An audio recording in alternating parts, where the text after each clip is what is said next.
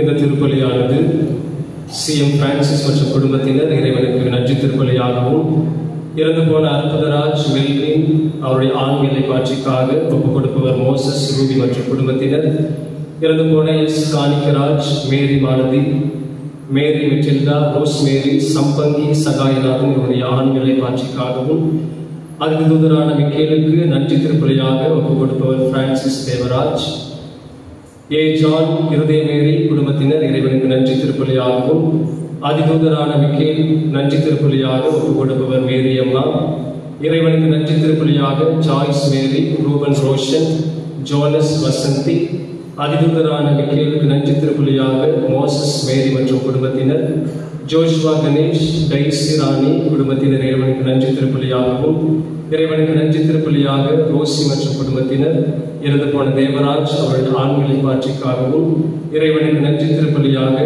சகாய் ராணி மற்றும் குடும்பத்தினர் இந்த திருப்பலியை ஒப்புக் கொடுக்கின்றார்கள்.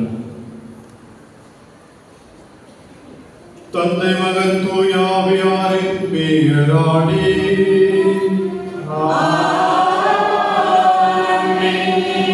நம் ஆண்டவராகிய இயேசு கிறிஸ்துவின் அருளும் கடவுளின் அன்பும் தூய ஆவியாரின் நட்புறவும் உங்கள் அனைவரோடும் இருப்பதாக.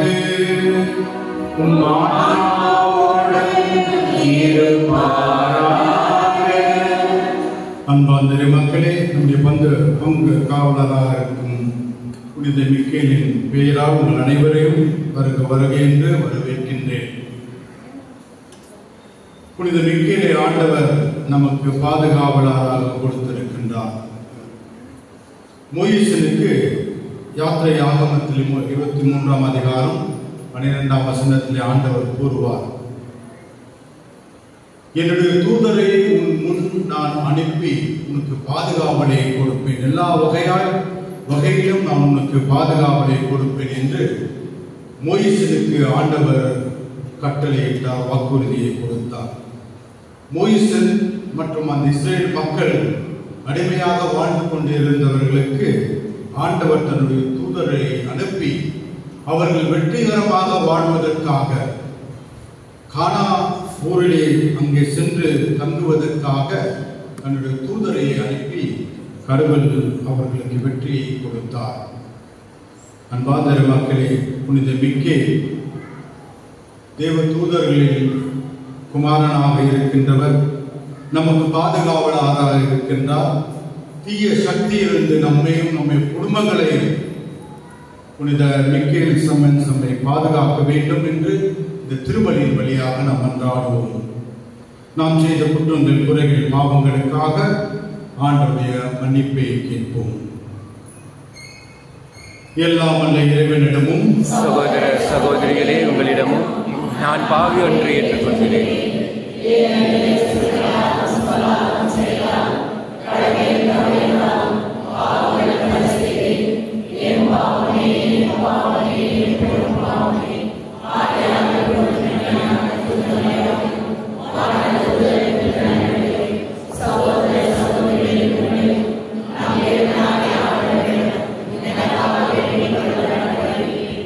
எல்லாம் வல்ல இறைவன் நம்மை இரக்கம் வைத்து நம்முடைய பாவங்கள் எல்லாம் மன்னித்து நம்மை நிலை வாழ்வுக்கு அழைத்து செல்வாராக. ஆமென்.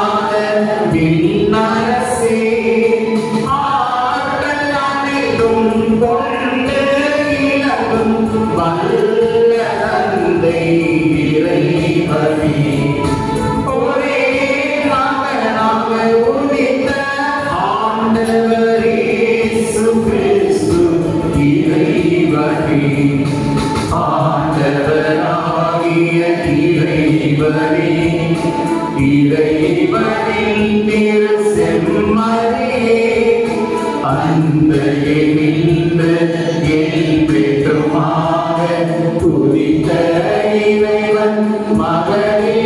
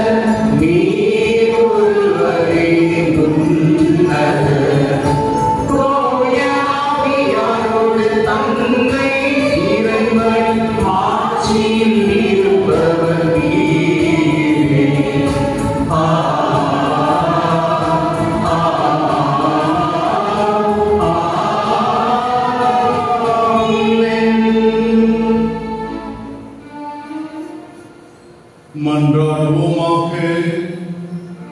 இறைவாவான தூதர்களுக்கு மனிதர்களுக்கும் அவர்களின் பணிகளை வியத்தகு முறையில் அமைத்துள்ளீரே. இவ்வாறு அவர்கள் விண்ணகத்தில் உமக்கு என்றும் பணிபுரிவது போல் மண்ணுலகிலும் எங்கள் வாழ்வை பாதுகாக்க கனிவுடன் அருள்வீராக.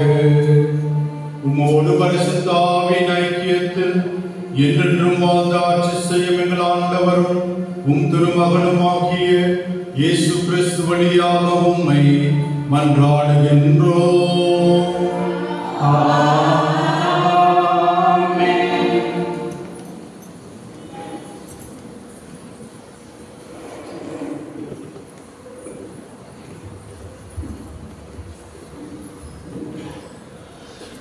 இறைவாக்கினர் தானியேல் நூலிலிருந்து வாசகம். நான் பார்த்து கொண்டிருக்கையில் அரியணைகள் அமைக்கப்பட்டன. தொன்மை வாய்ந்தவர் அங்கு அமர்ந்தார். அவருடைய ஆடை வெண்பனி போலவும் அவரது தலைமுடி தூய பஞ்சு போலவும் இருந்தன. அவருடைய அரியணை தீ கொழுந்துகளாயும் அதன் சக்கரங்கள் எரி நெருப்பாயும் பாய்ந்தோடி வந்தது. பல்லாயிரம் பேர் அவருக்கு பணிபுரிந்தார்கள். பல கோடி பேர் அவர் திருமுன் நின்றார்கள். நீதிமன்றம் தீர்ப்பு வழங்க அமர்ந்தது. நூல்கள் திறந்து வைக்கப்பட்டன. இரவில் நான் கண்ட காட்சியாவது, வானத்தின் மேகங்களின் மீது மானிட மகனை போன்ற ஒருவர் தோன்றினார். இதோ தொன்மை வாய்ந்தவர் அருகில் அவர் வந்தார். அவர் திருமுன் கொண்டு வரப்பட்டார். ஆட்சி உரிமையும் ஆட்சியும் அரசும் அவருக்கு கொடுக்கப்பட்டன. எல்லா இனத்தாரும் நாட்டினரும் மொழியினரும் அவரை வழிபட வேண்டும். அவரது ஆட்சி உரிமை என்றும் உள்ளதாகும்.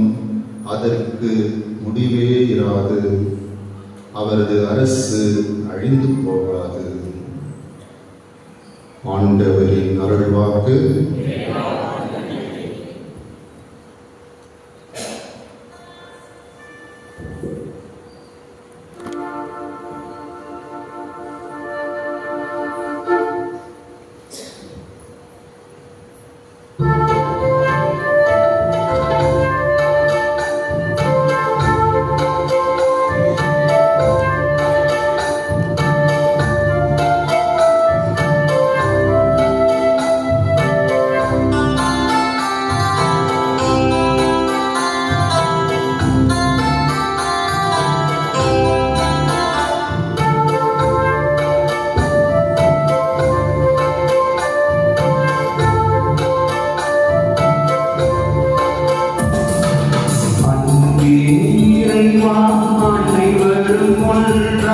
அகிலத்தில் வாழ்ந்திட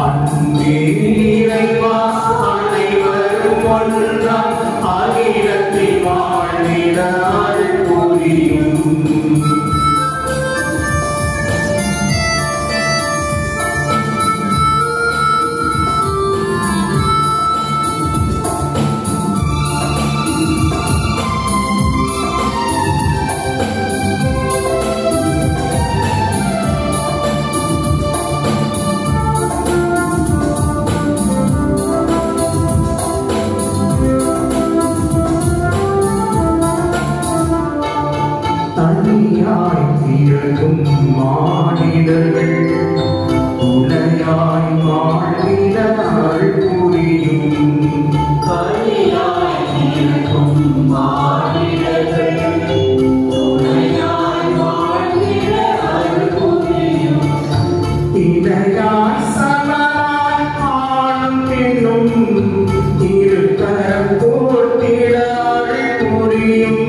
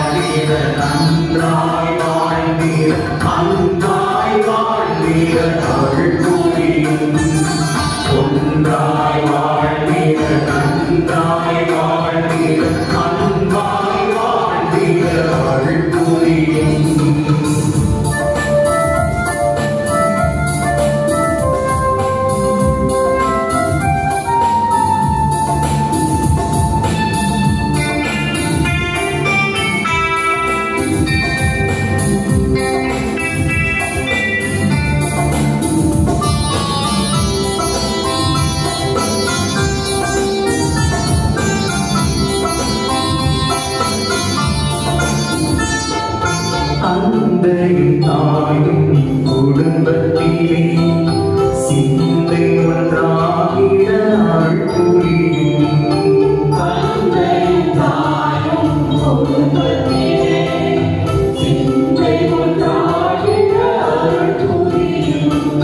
பிள்ளைகள் பெற்றோர் பாசத்திலே தினக்குகள் தீர்த்திட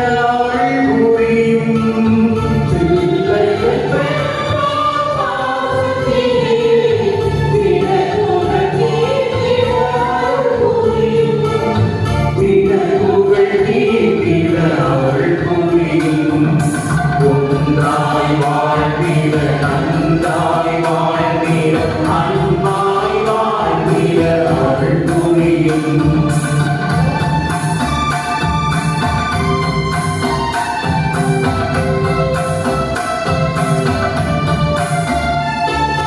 ஜாதியின் கீழரும் வளரெறியும் நற்சென்று விளங்கிட அருள் புரியும்.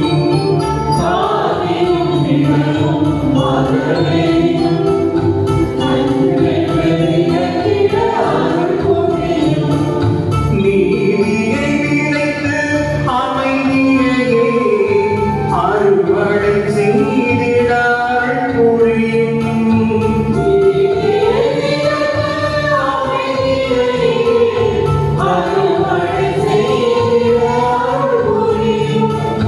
அறுவடை செய்திட அருள் புரியும். ஒன்றாய் வாழ்ந்திட நன்றாய் வாழ்ந்திட அன்பாய் வாழ்ந்திட அருள் புரியும்.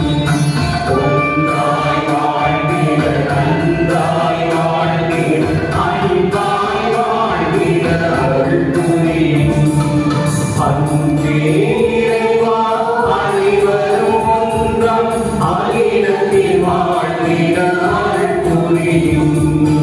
அன்பே இறைவா.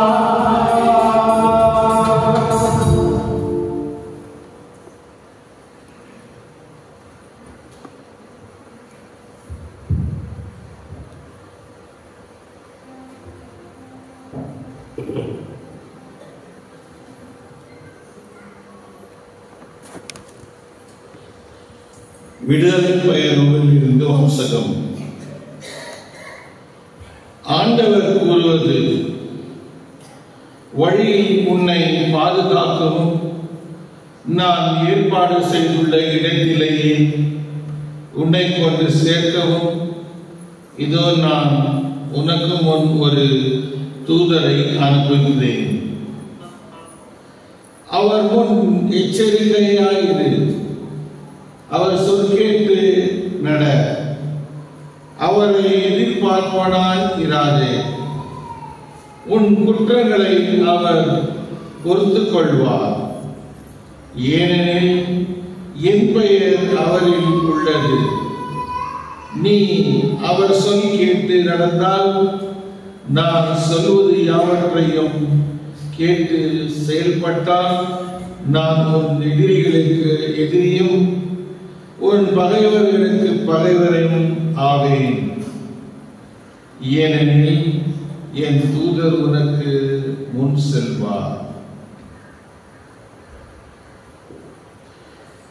ஆண்டவரின் அருள்வாக்கு.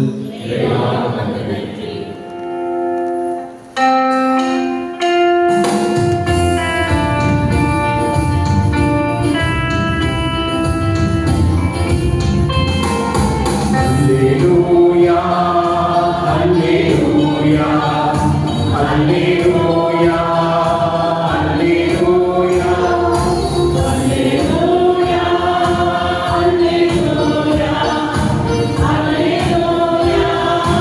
Alleluia, நம் ஆண்டவரின் வார்த்தையோ என்றென்றும் நிலைத்திருக்கும். இவ்வார்த்தை உங்களுக்கு அறிவிக்கப்பட்ட நற்செய்தி. அல்லேலூயா, அல்லேலூயா, அல்லேலூயா, அல்லேலூயா, அல்லேலூயா, அல்லேலூயா, அல்லேலூயா, அல்லேலூயா, அல்லேலூயா. ஆண்டவர்களோடு இருப்பாராக.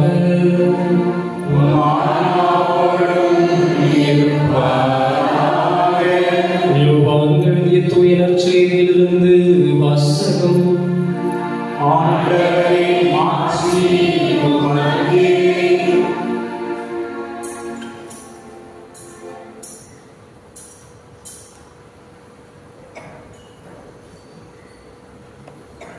அக்காலத்தில் நத்தனியேல் தம்மிடம் வருவதை இயேசு கண்டு, இவர் உண்மையான இஸ்ரவேலர், கபடற்றவர் என்று அவரை குறித்து கூறினார்.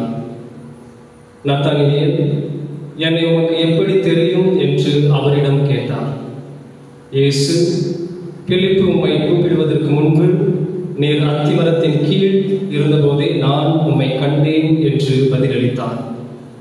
நத்தனியேல் அவரை பார்த்து, ரபி, நீர் இறைமகன், நீரே இஸ்ரவேல் மக்களின் அரசர் என்றார். அதற்கு இயேசு, உம்மை அத்திமரத்தின் கீழ் கண்டேன் என்று உம்மிடம் சொன்னதாலே நம்புகிறீர், இதைவிட பெரியவற்றை காண்பீர் என்றார். மேலும் வானம் திறந்திருப்பதையும் கடவுளின் தூதர்கள் மானிட மகன் மீது ஏறுவதையும் இறங்குவதையும் காண்பீர்கள் என மிக உறுதியாக உங்களுக்கு சொல்கின்றேன் என்று அவரிடம் கூறினார். இது ஆண்டவரின் அருள்வாக்கு.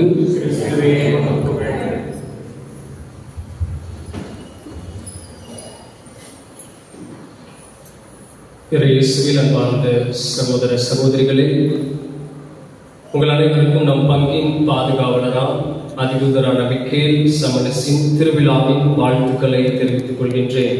Happy feast. சத்தத்தை காலமே எல்லாம் பசி மயக்கத்தில் இருக்கிறீங்க அப்படின்னு நினைக்கிறேன். அப்படி உங்க பக்கத்தில் இருக்கிறவங்க பார்த்து விஷ் பண்ணுங்க, ஹாப்பி ஃபீஸ்ட் அப்படின்னு.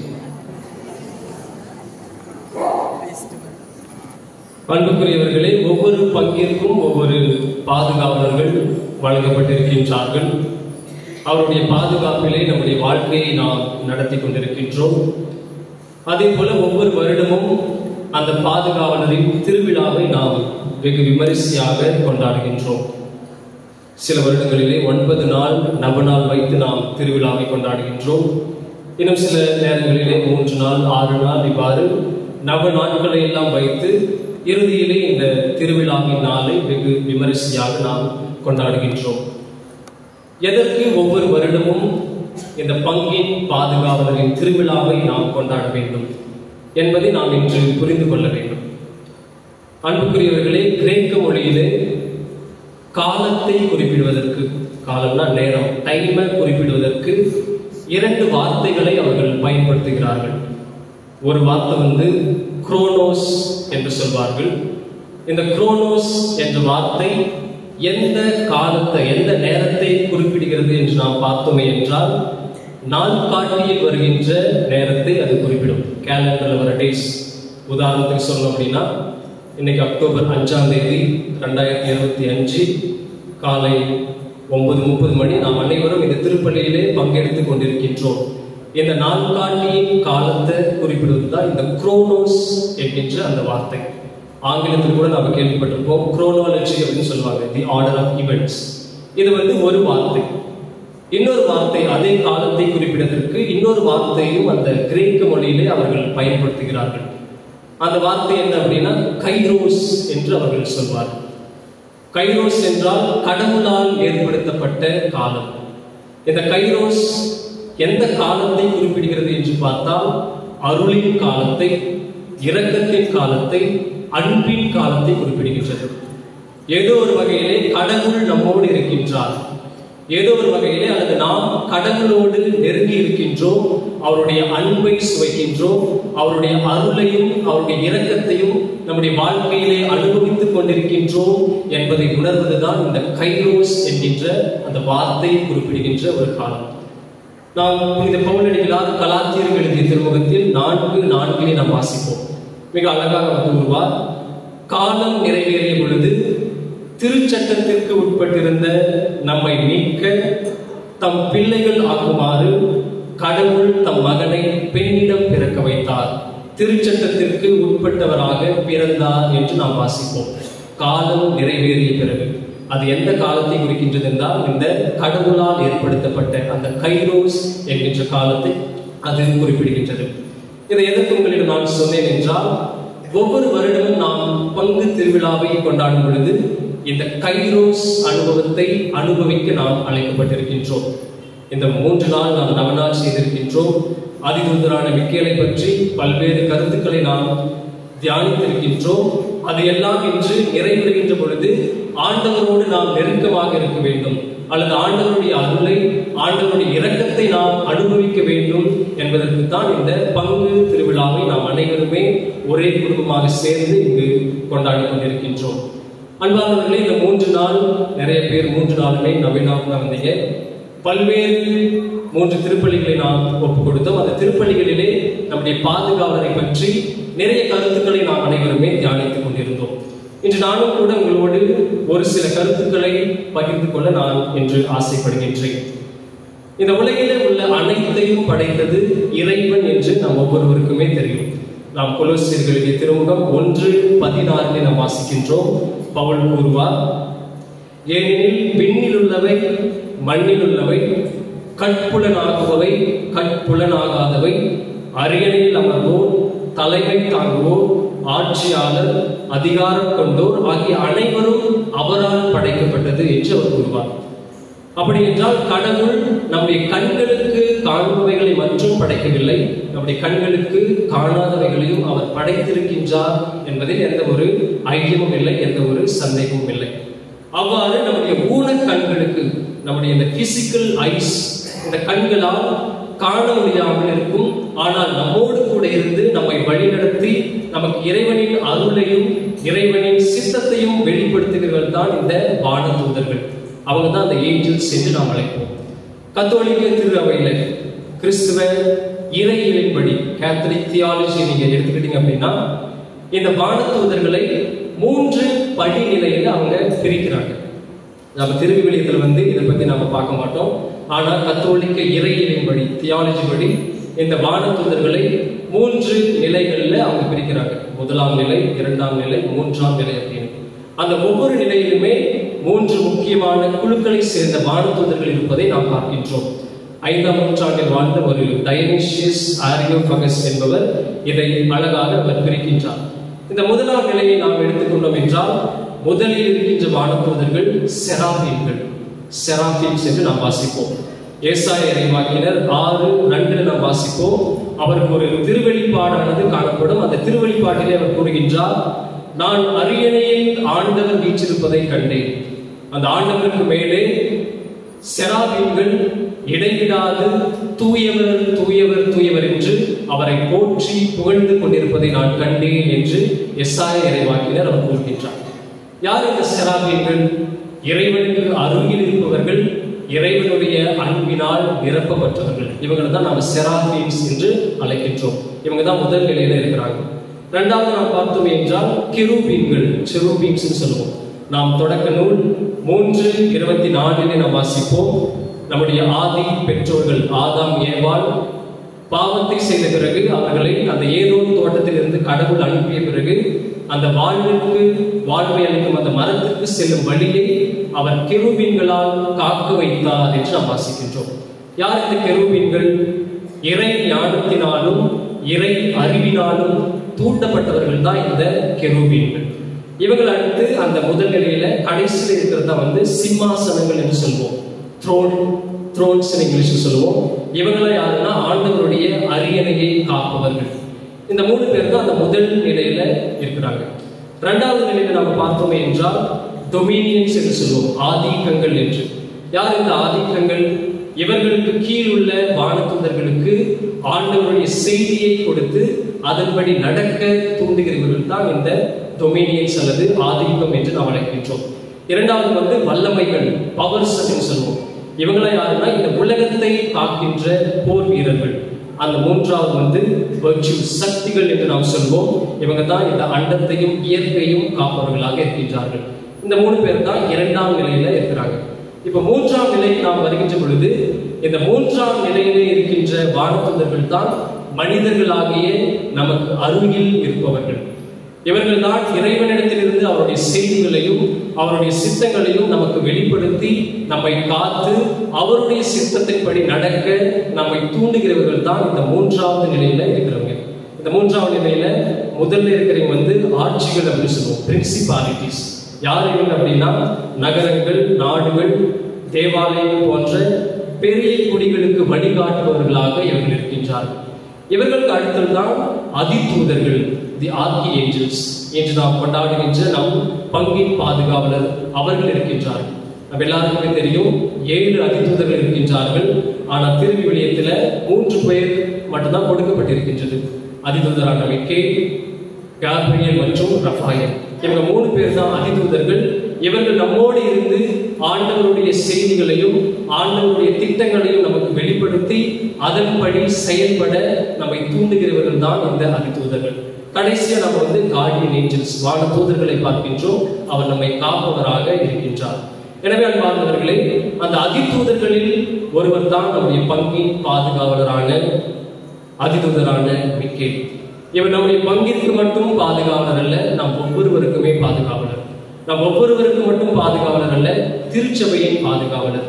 திருச்சபையின் பாதுகாவலர் மட்டுமல்ல, திருத்தந்தையின் பாதுகாவலராகவும் அந்த நற்கருணையின் பாதுகாவலராகவும் இன்று இருக்கின்றார். எனவே அவருக்கு நாம் நன்றி கூறுவோம். அவருடைய வேண்டுதல்களை நாம் இன்று சிறப்பாக ஜெபிப்போம். எனவே இந்த திருவிழாவை நாம் கொண்டாடும் பொழுது நம்முடைய பாதுகாவலரிடமிருந்து நம்முடைய வாழ்க்கைக்கு நாம் என்ன பாடத்தை கற்றுக்கொள்கின்றோம், அல்லது இந்த தூதர்கள் வழியாக இறைவன் நமக்கு எதை கற்றுத் தருகின்றார் என்பதை நாம் இன்று புரிந்து கொள்ள வேண்டும். நிறைய பாடங்கள் நாம கற்றுக்கொள்ளலாம். அதுல 2 முக்கியமான செய்திகள் மட்டும் உங்களோடு நான் பகிர்ந்து கொள்ள ஆசைப்படுகின்றேன். இந்த வான தூதர்கள் வழியாக, நமது பாதுகாவலரின் வழியாக இறைவன் நமக்கு கொடுக்கின்ற முதல் செய்தி என்ன என்றால், நீங்கள் யாருமே தனிமையில் இல்லை அல்லது ஒருமையில் இல்லை என்கின்ற செய்தியை கொடுக்கின்றார். No one is alone. No one is left alone. உங்களோடு உங்களை காப்பாற்ற, உங்களை வழிநடத்த, உங்களை அன்பு செய்ய என்னுடைய வான தூதர்களை உங்கள் முன் நான் அனுப்புகின்றேன் என்ற உண்மையை இன்று நாம் புரிந்து கொள்ள வேண்டும். இதுதான் இன்னைக்கு நாம கொண்டாடி கொண்டிருக்கிற இந்த திருவிழா நமக்கு கொடுக்கின்ற முதல் செய்தி. நாம் யாருமே தனியாக இல்லை, நம்மோடு ஆண்டவர் ஏற்படுத்திய அந்த வான தூதர்கள் இருக்கின்றார்கள் என்பதை நாம் புரிந்து கொள்ள வேண்டும். 2010ஆம் ஆண்டு லோர்னா என்ற அயர்லாந்து நாட்டை சேர்ந்த பெண்மணி ஒரு புத்தகத்தை எழுதுறாங்க. அந்த புத்தகத்தோட பேர் ஏஞ்சல்ஸ் இன் மை ஹெட் அப்படின்ற ஒரு புத்தகம். அந்த புத்தகத்தோட சாராம்சம், சம்மரி என்ன அப்படின்னா, மனிதர்கள் பிறக்கும் வரை, பிறந்ததிலிருந்து இறக்கும் வரை அவர்களை கண்காணிப்பதற்கு ஆண்டவர் வான தூதர்களை ஏற்படுத்தி இருக்கின்றார் என்பதுதான் அந்த புத்தகத்தோட சம்மரி, சாராம்சம். அது மட்டுமல்லாம அந்த பெண்மணி சொல்றாங்க, அந்த வான தூதர்களை என்னுடைய ஊன கண்களால் நான் காண்கின்றேன். அது மட்டுமில்லை, அவர்களோடு நான் சைகைகள் வழியாக பேசுகின்றேன், அவர்களோடு நான் உரையாடுகின்றேன் என்று அந்த பெண்மணி கூறுகின்றார். எனவே நாம் ஒவ்வொருவரோடும் வானதூதர்கள் இருக்கின்றார்கள். நாம் நம்முடைய வாழ்க்கையில் கஷ்டங்களை அனுபவிக்கின்ற பொழுது, துன்பங்களை எதிர்கொள்கின்ற பொழுது, சவால்களை எதிர்கொள்கின்ற பொழுது வானதூதர் கடவுள் நம்மோடு இருக்கின்றார் என்பதை நாம் இன்று அறிந்து கொள்ள வேண்டும். அவர் நம்மோடு இருக்கின்றார் என்றால் நாம் அவர்களோடு ஒரு உன்னதமான உறவை ஏற்படுத்திக் கொள்ள வேண்டும். புனித பிரான்சிஸ் டி சேல்ஸ் என்கிறவர் மிக அழகாக சொல்வார், உங்களுடைய வானதூதர்களோடு நீங்கள் நட்பை ஏற்படுத்திக் கொள்ளுங்கள் என்று. Make friendship with the guardian angels and other angels. Speak to them அப்படின்னு சொல்வார். தினமும் அவரோடு உரையாடுங்கள், அவரிடம் வேண்டுங்கள், உங்களுடைய கஷ்டங்களையும் துன்பங்களையும் அவரோடு பகிர்ந்து கொள்ளுங்கள் என்று சொல்கின்றார். எனவே நாம் யாருமே தனியாக ஒருமையில் இல்லை என்பதை நாம் புரிந்து கொள்ள வேண்டும். இரண்டாவது செய்தி என்னவென்றால், இந்த வானதூதர்கள் அதிதூதரான மிக்கேல் கடவுளை கொண்டவராகவும் கடவுளை கொடுப்பவராகவும் அவர் இருக்கின்றார்.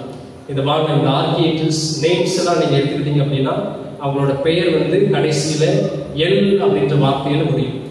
மிகாயில், கேப்ரியல், ரஃபாயல் அப்படின்னு. அந்த எல் என்ற வார்த்தை யார் குறிக்குது அப்படின்னா பழைய ஏற்பாட்டில் நம்ம பார்ப்போம், இறைவனை யாவே கடவுளை அது குறிக்கும். எல் ஷதாய், எல் எலோகிம், இஸ்ராயல் என்று நாம் பழைய ஏற்பாட்டிலே படிக்கின்றோம். அந்த எல் என்பதை கடவுளை குறிக்கின்றது. அதுபோலதான் இந்த வானதூதர்கள் கடவுளை கொண்டிருக்கின்றார்கள், அந்த கடவுளை மற்றவர்களுக்கு கொடுக்கின்றார்கள். நம்முடைய வாழ்க்கையில நாம யாரை கொண்டிருக்கின்றோம், அடுத்தவர்களுக்கு யாரை நாம கொடுக்கின்றோம். உதாரணத்துக்கு நம்முடைய பிள்ளைங்க, நம்முடைய குழந்தைகள்லாம் நம்மகிட்ட ஏதாவது கேட்டா உடனடியாக அதை நாம வாங்கி கொடுத்துருவோம். அது போல இன்று அவர்களுக்கு கடவுளை கொடுக்கின்றோமா, கடவுளின் அன்பை கொடுக்கின்றோமா, கடவுளின் வார்த்தையை கொடுக்கின்றோமா என்பதை நாம் இன்று சிந்தித்து பார்க்க வேண்டும்.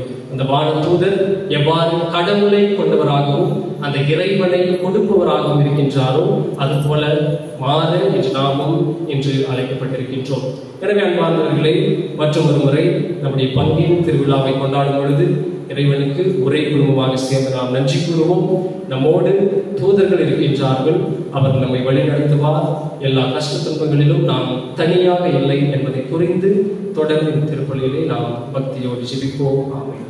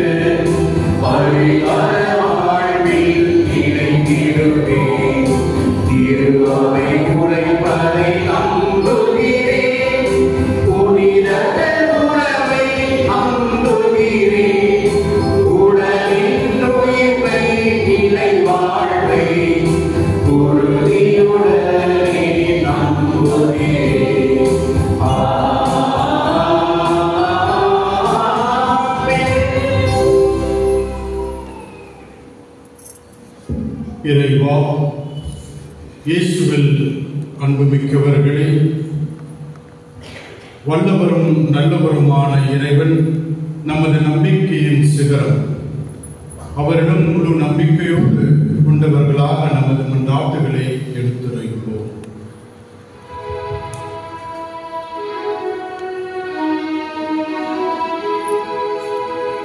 என் தேவனே, என் ஆண்டவா, என் மன்றாட்டை கேட்டருளும். என் தேவனே, என் ஆண்டவா, என் மன்றாட்டை கேட்டருளும். அனைவரும் இணைந்து பாடும். என் தேவனே, என் ஆண்டவா, என் மன்றாட்டை கேட்டருளும். என் தேவனே, என் ஆண்டவா, என் மன்றாட்டை கேட்டருளும்.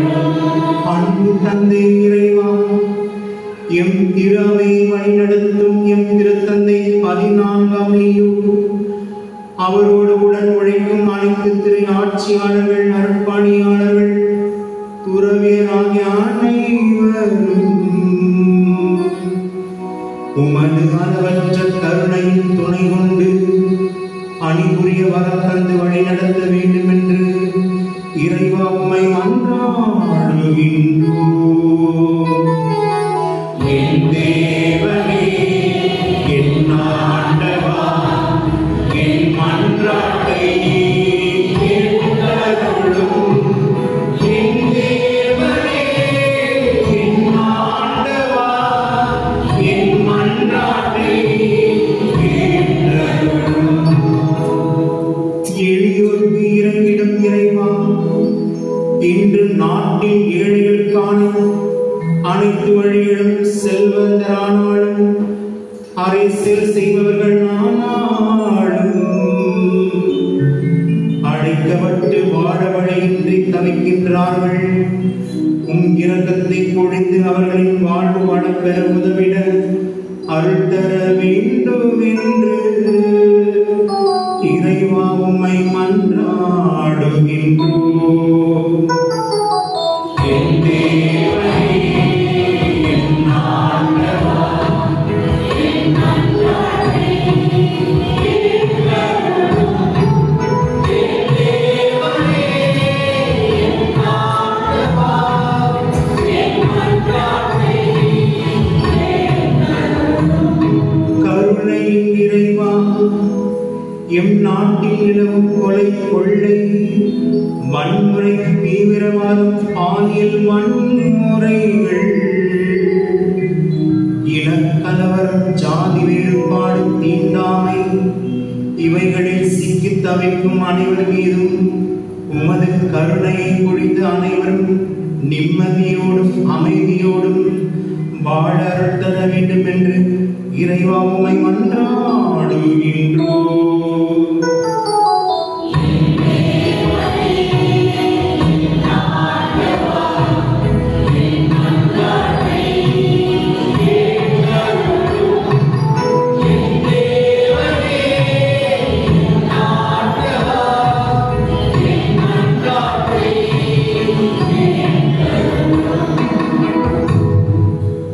அன்பின் இறைவா, என் குடும்பத்தில் உள்ள பெற்றோர் பெரியோர் ஆகிய அனைவரையும்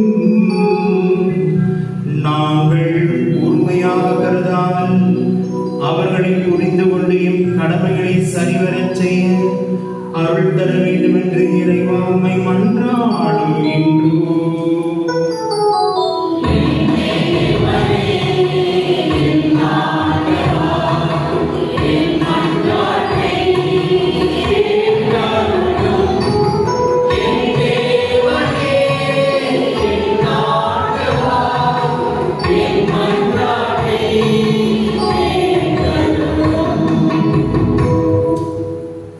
இப்போது நமது தனிப்பட்ட தேவைக்காகவும் சிறப்பாக அகில உலகில் பல நாடுகளில் போர்கள் உண்டிருக்கின்றன. அந்நாடுகளில் சமாதானம் ஏற்பட நம்பிக்கையோடு மன்றாடும்.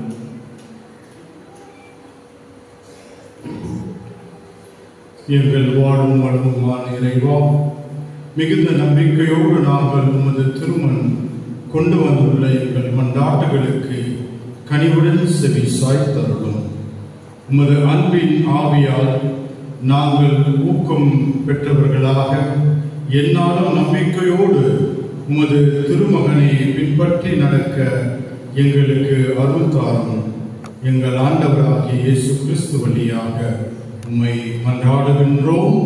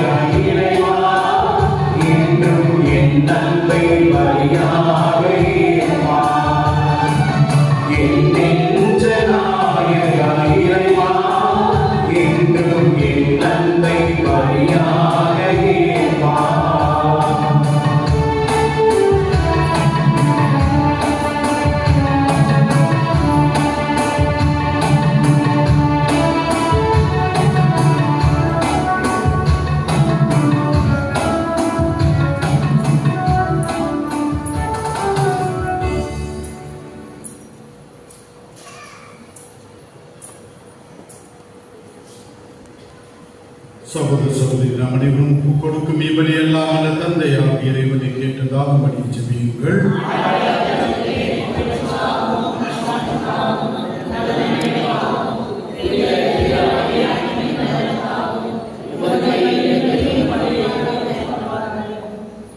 ஆண்டவரே, புகழ்ச்சி பலியை உமக்கு ஒப்பு கொடுத்து உம்மை பணிந்து வேண்டுகின்றோம்.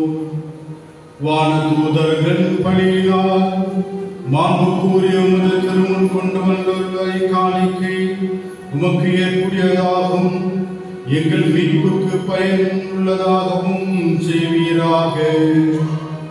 எங்கள் ஆண்டவராகிய இயேசு கிறிஸ்து வழியாக உம்மை மன்றாடுகின்றோம். ஆண்டவர் உங்களோடு இருப்பாராக.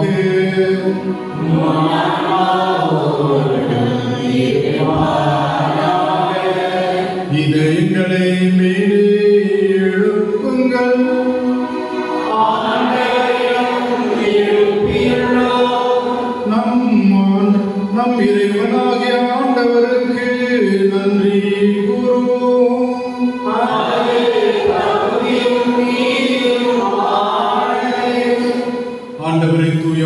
தந்தை என்றும் வாழும் எல்லாம் அல்ல இறைவா, என்னாலும் எவ்விடத்திலும் நாங்கள் உமக்கு நன்றி செலுத்துவது மெய்யாகவே தகுதியும் நீதியும் ஆகும். எங்கள் கடமையும் மீட்புக்குரிய செயலும் ஆகும். உமது நன்மை மிகுதியானால் எங்கள் ஆண்டவராகிய கிறிஸ்து வழியாக நீர் மனிதராகிய எங்களை படைத்து நாங்கள் நீதியின்படி தண்டனை கூறியவராயினும் உமது இறக்கும் மிகுதியானால் எங்களை மீட்டருளினீர். அவர் வழியாக உமது மாண்பை வான தூதர்கள் புகழுகின்றனர். தலைமை தாங்குவோர் உம்மை வழிபடுகின்றனர். அதிகாரம் செலுத்துவோரும் திருமுன் நடுங்குகின்றனர். வானங்களும் அவற்றில் உள்ள சிறப்பின்களும் ஒன்று கூடிய கழித்து கொண்டாடுகின்றனர். அவர்களோடு எங்கள் கூக்குரலையும் சேர்த்துக் கொள்ளுமாறு நாங்கள் உம்மை தாழ்மையுடன் இறைஞ்சி புகழ்ந்து கழித்து பாடுவதாவது: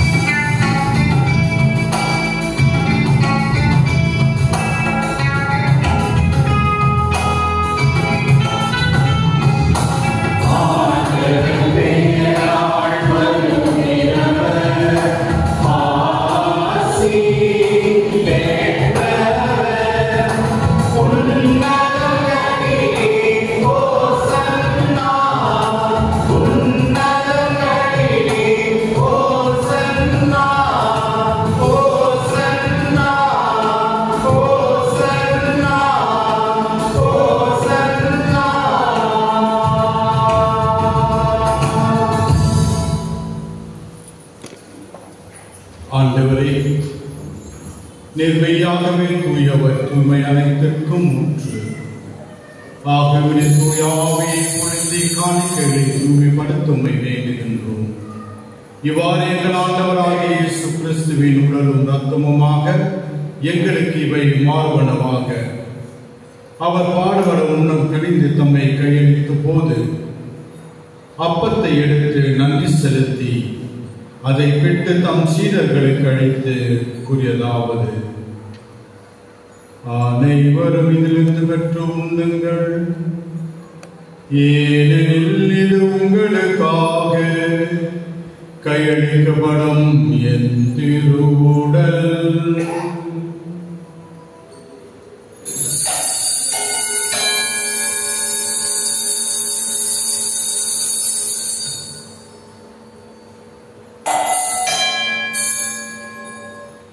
அவ்வண்ணமே விருந்து அருந்தியவன் கிண்ணத்தை எடுத்து மீண்டும் மக்கள் நன்றி கூறி தம் சீடர்களுக்கு அளித்து அவர் கூறியதாவது: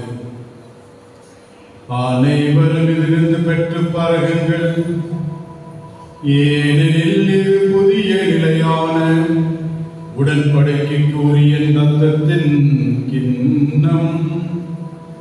இது பாவ மன்னிப்புக்கென்று உங்களுக்காகவும் பலருக்காகவும் சிந்தப்படும். இதை என் நினைவாக செய்யுங்கள்.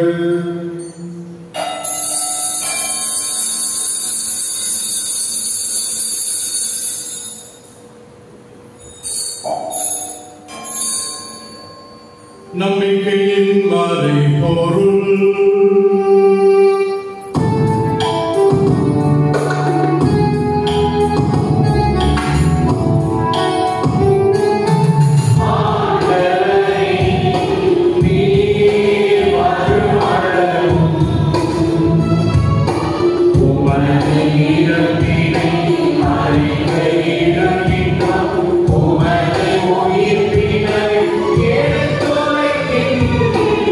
Oh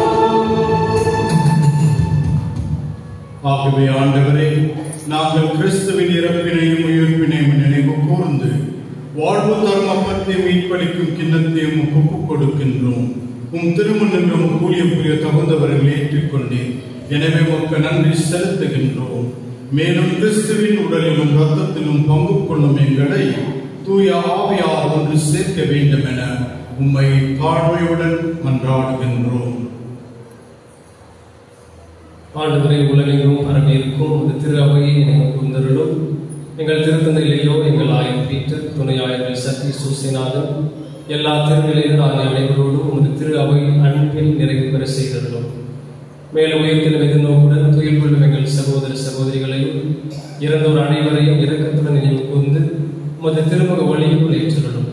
எங்கள் அனைவர் மீது இரக்கமாயும் கடவுளின் கன்னித்தாயான புனித மரியா, அவருடைய கணவரான புனித யோசேப்பு, புனித திருத்தூதர்கள், எம் பங்கின் பாதுகாவலராம் அதிதூதரான மிக்கே, இவ்வுலகிலும் உகந்தவராய் இருந்தோராகிய புனிதர் அனைவருடனும் நாங்கள் நிலை வாழ்வில் பங்கு கொள்ளும் தகுதி பெற்று உம் திருமகன் இயேசு கிறிஸ்து வழியாக உம்மை புகழ்ந்தேத்தும் வரமருள் உம்மை மன்றாடுகின்றோம்.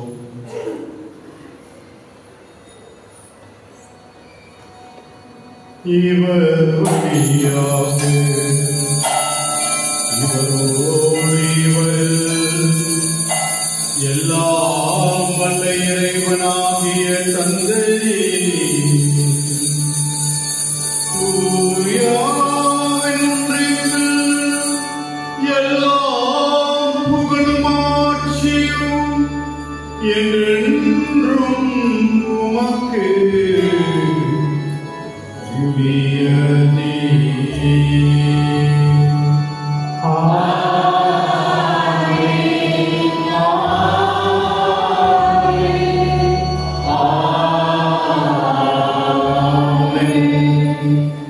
மீட்பரின் கட்டளையால் கற்பிக்கப்பட்டு இறை படைப்பினால் பயிற்சி பெற்று நாம் துணிந்து பாடுவோம்.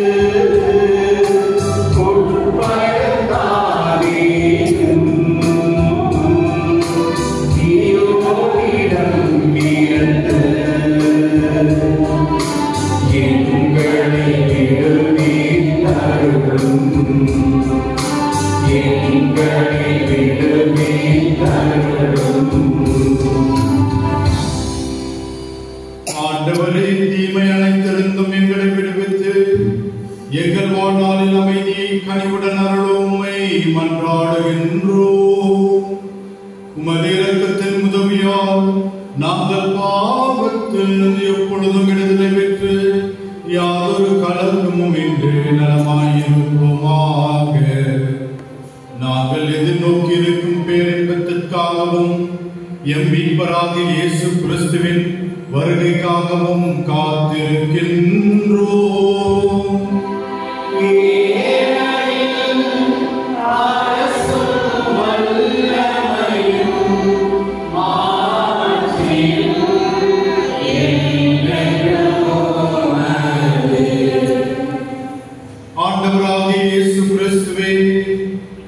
அமைதியை உங்களுக்கு விட்டுச் செல்கிறேன், என் அமைதியை உங்களுக்கு அளிக்கின்றேன் என்றும் திரு தூதர்களுக்கு மொழிந்தீரே.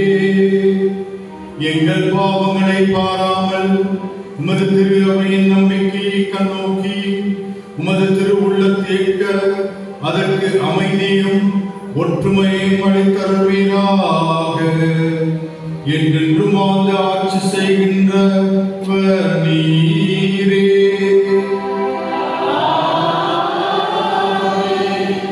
ஆண்டவருடைய அமைதி உங்களோடும் என்றும் இருப்பதாக.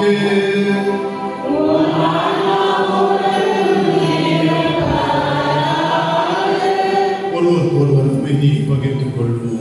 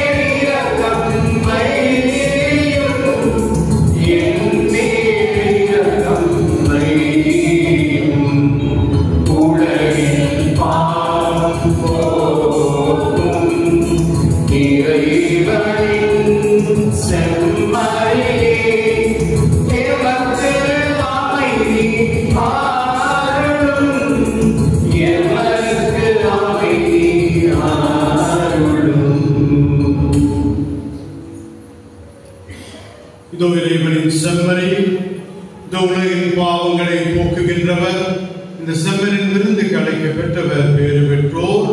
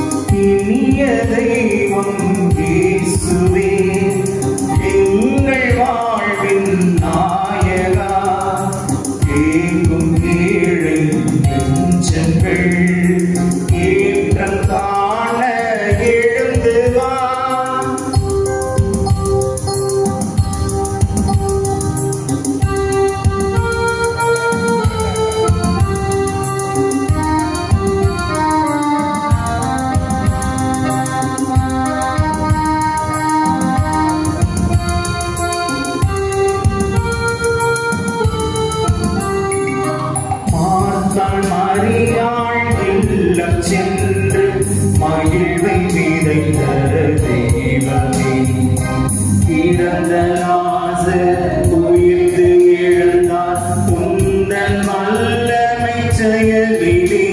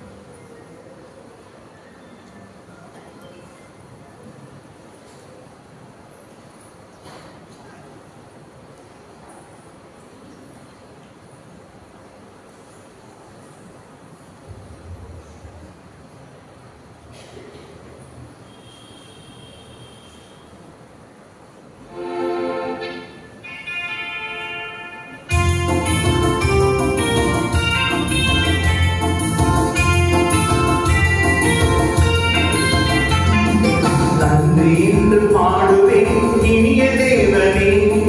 நன்மை செயல்கள் செய்த உந்தன் அன்பை பாடியே நன்றி என்று பாடுவேன் இனிய தேவனே.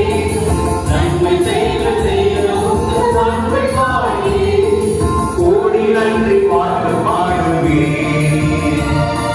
காலமெல்லாம் வாழ்த்து கூறுவேன் கோடி நன்றி பாடுவேன்.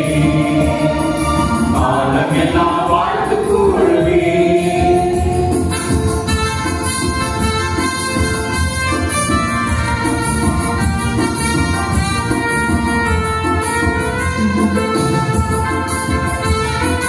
உயிர்கள் யாவும் வாழ நல் உணவை படைத்ததால் உணவு வாழ்வில் வளர நல் உள்ள உழைத்ததால் நிஜங்கள் யாவும் நிலைக்க நற்செய்தி தந்ததால் நிழல் துன்பம் மறைய திருவிருந்தை அளித்ததால் பகிர்ந்து வாழ்வில் வளர நல் மனதை கொடுத்ததால் பரம நம்பி வாழ வாழ்வார்கள் புரியதால் நன்றி என்று பாடுவேன் இனிய தேவனே. நன்மை செயல்கள் செய்த உந்தன் அன்பை பாடியே கோடி நன்றி பாடுவேன். காலமெல்லாம் வாழ்த்து கூறுவேன் கோடி நன்றி பாடுவேன். காலமெல்லாம் வாழ்த்து கூறுவேன்.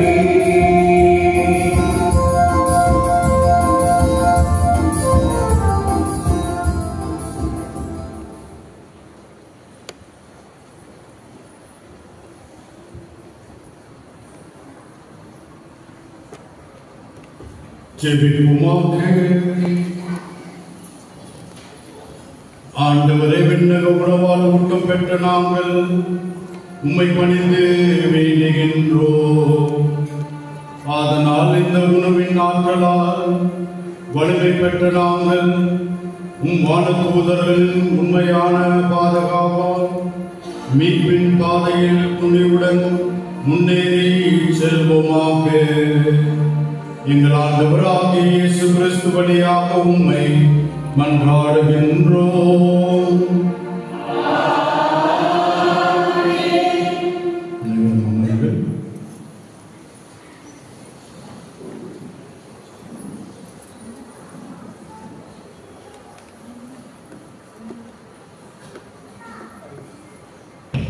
அறிவிப்புகள்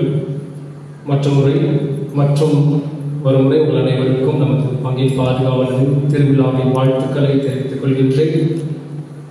அன்பார்ந்தவர்களே, இன்று மாலை சரியாக 5 மணிக்கு 3 மொழிகளில் உள்ள ஆடம்பர கூட்டு திருப்பலியானது நடைபெறும்.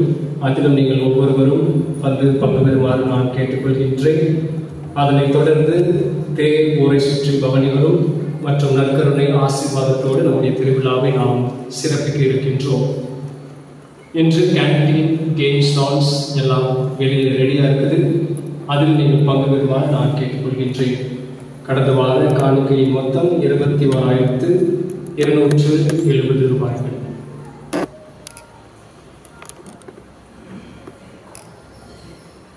அன்பார்ந்த மக்களே, இன்று மாலை 5 மணிக்கு திருவடி இருக்கின்றது. நீங்கள் அனைவரும் வந்து சேர்ந்து கொள்ள வேண்டும் என்று உங்களை கேட்டுக்கொள்கின்றோம். திருவடி முடிந்தவுடனே தேர்பவனி இருக்கின்றது. அந்த தேர்பவனியிலும் நீங்கள் பங்கு பெற்று அதன் பிறகு தீவனக்கரை ஆசீர்வாதம் இருக்கின்றது.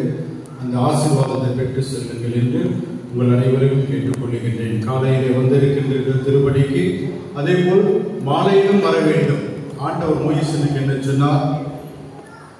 உன்னை எல்லா வகையிலும் பாதுகாப்பதற்காக என்னுடைய தூதரை உன் முன் அனுப்புவேன் என்று சொன்னார்.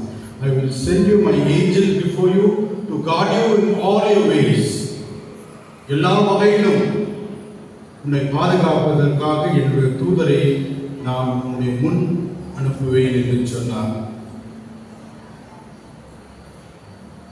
தூதர் நம்முடைய முன் செல்ல வேண்டும் என்றால் நாம் அவருடைய பின் செல்ல வேண்டும். இப்பொழுது இந்த தேர்பவனி இருக்கின்றது.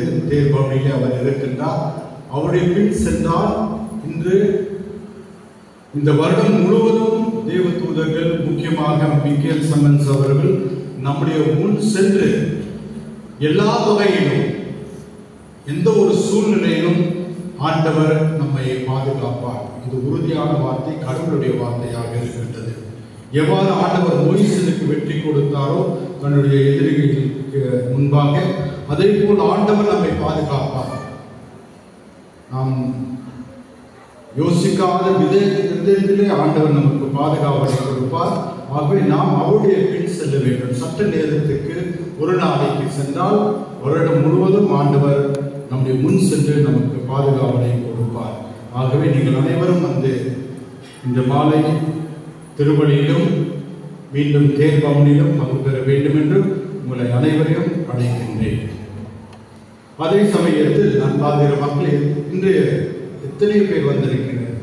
பெரும்பாலும் நம்முடைய பங்கை சார்ந்தவர்கள் அனைவரும். Most of you belong to this parish. ஆனால் ஞாயிற்றுக்கிழமையை பார்க்கும் பொழுது அவ்வளவு பேர் வராமல் இருக்கின்றனர். வேறு திருச்சபைக்கு செல்லுகின்றீர்கள், பிரான்சிஸ் ஃப்ரையரை செல்லுகின்றனர், பேட்ரிக் செல்லுகின்றீர்கள். ஒன்று மட்டும் மனதில் வைத்துக் கொள்ளுங்கள், இது உங்களுடைய பங்காக இருக்கின்றது. இங்கேதான் உங்களுக்கு உரிமை இருக்கின்றது. மற்ற பங்குகளுக்கு செல்லும் போது நீங்கள் அகதியாக செல்லுகின்றீர்கள். You are really refugees and immigrants in the other parishes. This is your parish. This parish belongs to you. And therefore, ஒவ்வொரு ஞாயிற்றுக்கிழமை நீங்கள் இங்கே வர வேண்டும். மற்ற பாரிஷுக்கு வேறு சமயத்தில் செல்ல வேண்டும். ஆகவே யோனாவின் கதை உங்களுக்கு நன்றாக தெரியும். ஆண்டவர் யோனாவை அழைத்து நினைவுக்கு சென்று என்னுடைய வார்த்தையை போதி என்று சொல்லும்போது நினைவுக்கு செல்லும் அந்த வழியை விட்டு அதன் எதிராக வேறு வழியிலே அவர் சென்று விட்டார். அதே போல்தான் நாமும் இருக்கின்றோம். இதுதான் உங்களுடைய வழியாக இருக்கின்றது, திருச்சபையாக இருக்கின்றது, உங்களுடைய பங்காக இருக்கின்றது. நீங்கள் இங்கே வர வேண்டும். யோனாவை போல வேறு திசையிலே செல்லக்கூடாது. உங்களுடைய ஆசீர்வாதம் இங்கே தான் கிடைக்கும் முதலாக.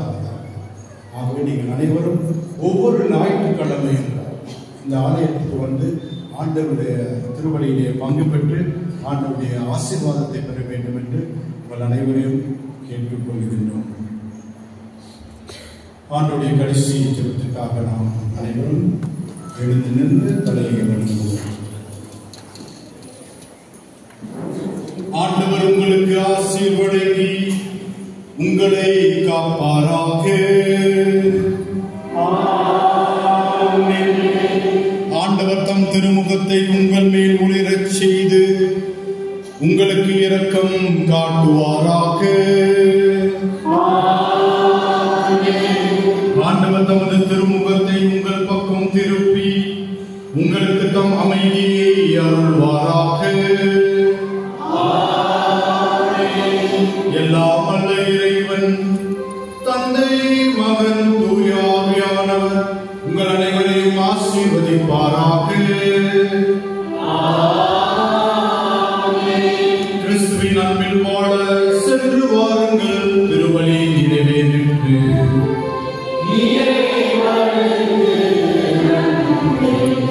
கிறிஸ்துவின் அன்புமிக்க சகோதர சகோதரிகளே, நமது பங்கு பெருவிழாவை சிறப்பிக்க பல பேர் உழைத்திருந்தாலும் முதற் காரணம் நமது பங்கு தந்தை ஜான் ரோஸ் அடிகளாரும் உதவி பங்கு தந்தை ஜெரி அடிகளாரும். இவர்களுக்கு நமது பங்கின் பாதுகாவலர் திருவிழா வாழ்த்துக்களை கரம் தட்டி தெரிவித்துள்ளனர்.